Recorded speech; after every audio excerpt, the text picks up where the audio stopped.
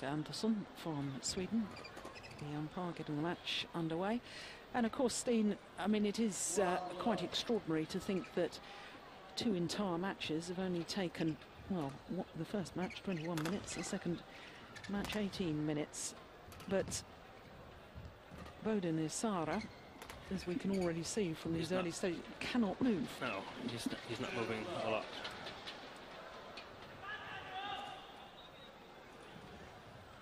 Now, we were discussing earlier in the week about players who are injured, because of course we watched Hoon from Hong Kong, who badly twisted an ankle on the day prior to these championships getting underway, and she could hardly move. And we talked about the sense and the benefit of continuing on when obviously injuries are so bad that you really have no hope of winning, and there is a danger, of course, that you can make the injury even worse. But, you know, they know fans have paid for tickets here this evening. They feel a responsibility, a duty to come out and, you know, try and play, but they give their best, and in some circumstances it could probably be enough to win a match, but here the injury is perhaps so serious. So well,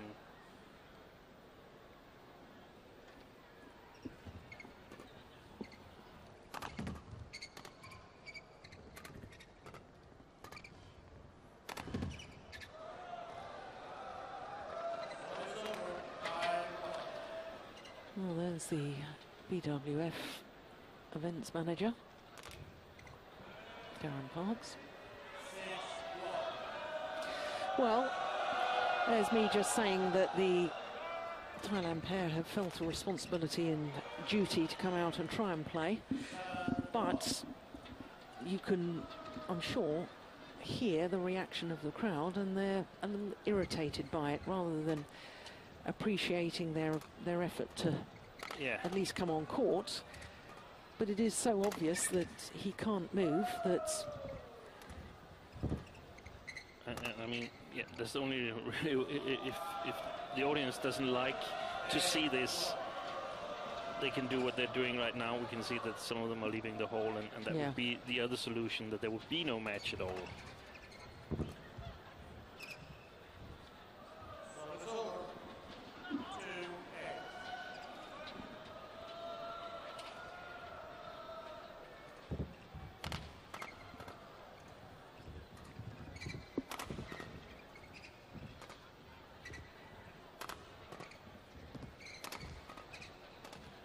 Seems that it's the left knee of Bodin Issara that's the problem.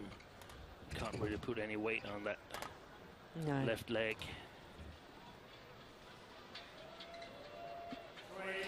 It's a real shame for him, because he celebrated his 22nd birthday on day 1 of these Super Series finals, and it's not really a very happy birthday for him, is it?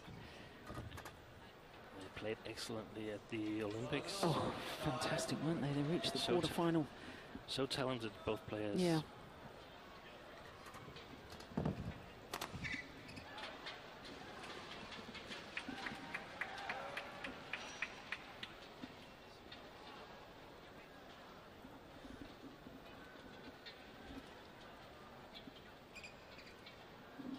And of course, Maneepong Jongjit, former world junior champion in mixed doubles, and no doubting his talent as well.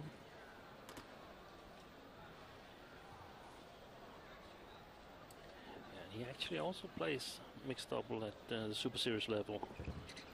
One of not many players playing both categories, at least if we're talking male players. Yeah. Has been playing mixed this year with Anna Trapai.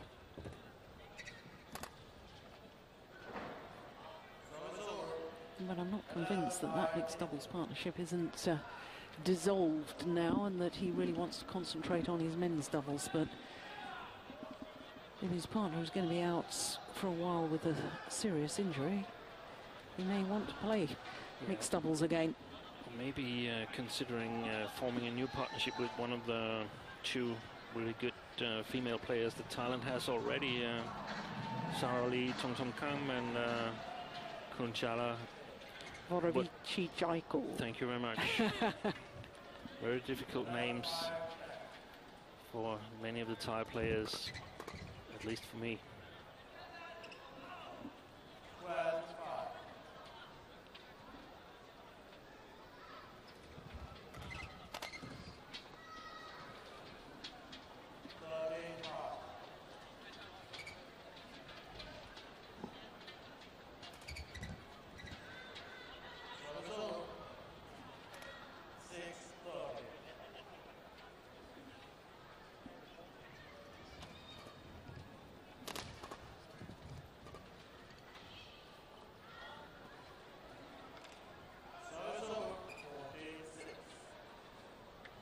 Of course, playing against players that have some sort of injury is not always easy, because you often see them go for the 50-50 opportunities, play really close to the net, play really close to the lines, but in this case the injury is simply too limiting.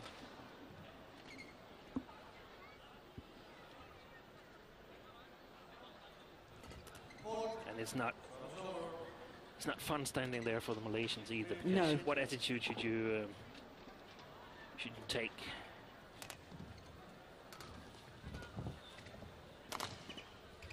You want to be sure to win the match, so you can't be too nice to the opponent. No.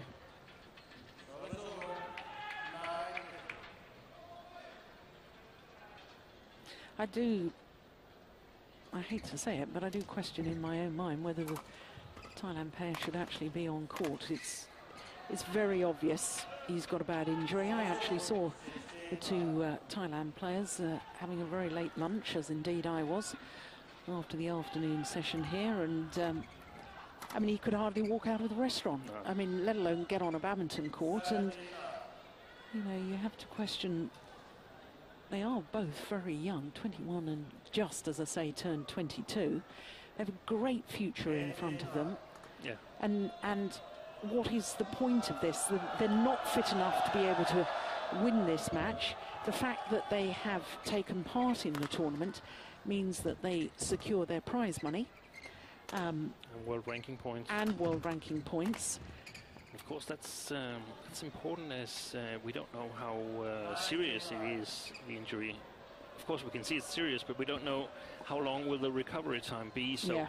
So the ranking points could be crucial in their return. Yeah. So they don't fall out of the Super Series and have to play qualification and so on. And to be honest, I'm not really sure if you would get ranking points if you just play one match. I know you get the prize money if you play one match, but I'm not sure about the rankings. Well, just 8 minutes for that opening game. Well, hang on, wait a minute. Let's listen to the umpire.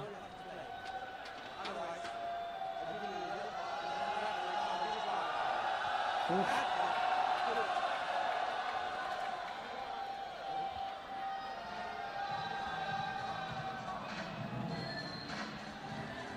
Well, that was, you have to work harder, you have to play, says Paraika Anderson.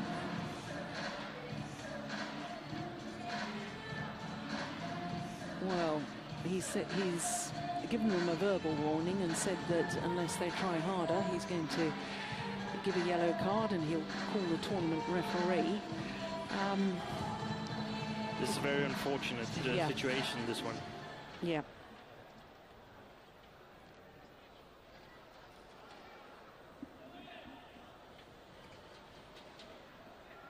And the reason it's unfortunate is that they've played like this in the two previous matches. Yes. So there's nothing new about this. Mm.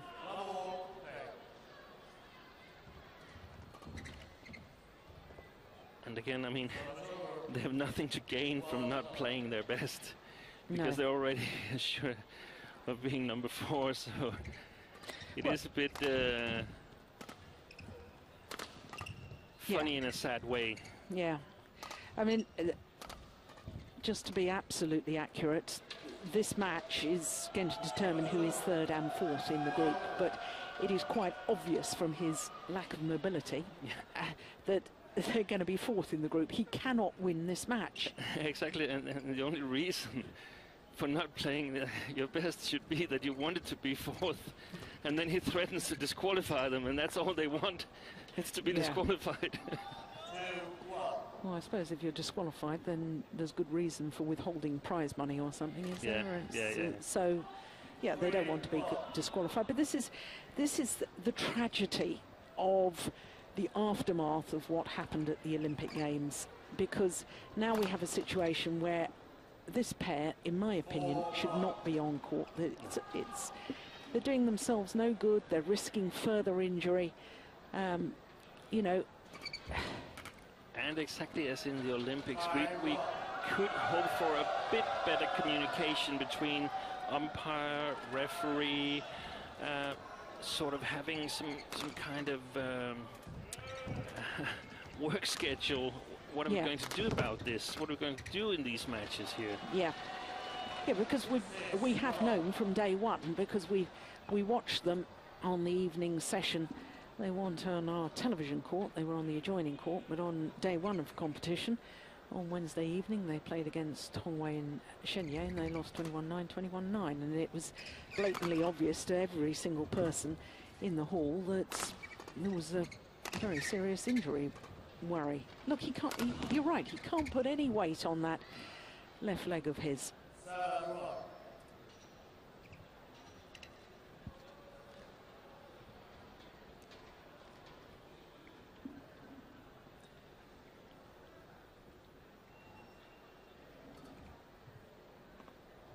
He can't push back. Can't push back to the flick serve.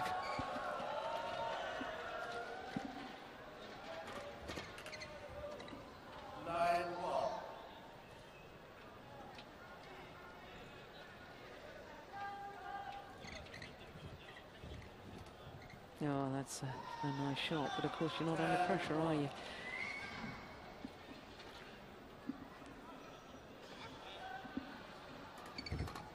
This is something that the BWF has to take into consideration for future events.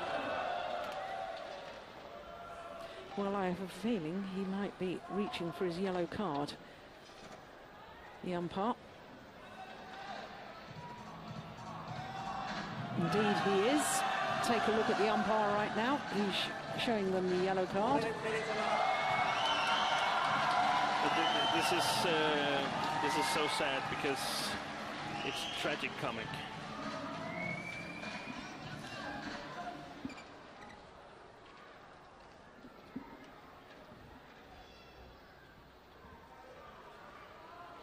All the determination. Tournament referee Dennis Lee is called on to court.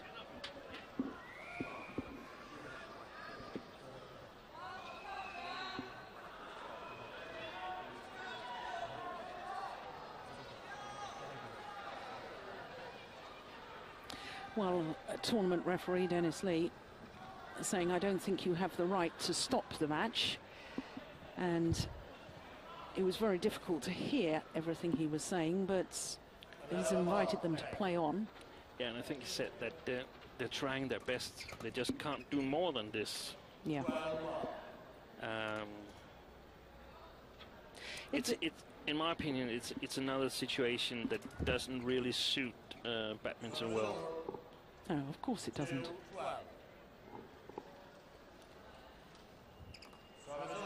So we have to give credit for the two poor Thai boys that they show up and exactly try their best. Unfortunately, their best is nowhere near enough, and it's actually hopeless. Yeah.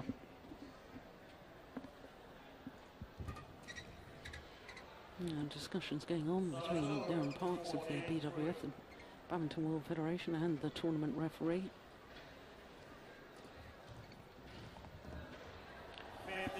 And it's to me, it's such a shame because there are so many positives about the Super Series. Since the Super Series came into existence in 2007, 12 tournaments a year. Of course, at the start of last year, 2011, the BWF introduced Premier Super Series, promoted 5 of the 12 tournaments to Premier status. It's been a huge success. And then in our showcase events like this, because the players presumably want their prize money, they don't want to jeopardize that, and maybe they don't understand the rules, and there's no excuse for not understanding the rules. They should have checked it. We've seen some brilliant badminton all week. We've seen some very, very tightly contested matches. Look at the women's doubles we've just witnessed, and the delight of the Danes when they won and then know that they're in the semi-final. And then, tragically, you know, we have a situation like this which is over in 2 yeah, points. Yeah. It's poor. It does nothing for us. But we mustn't focus necessarily just on all the bad things. We've got to talk about the good things as well, and there's some very good things. But this match, quite frankly, is a disaster. Match points.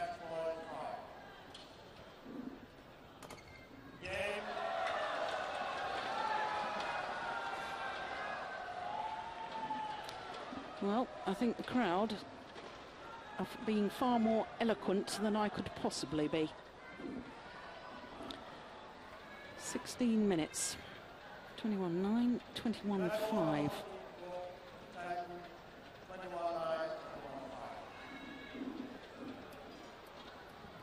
What a way. What a pity. To end day 3 of competition here in Shenzhen.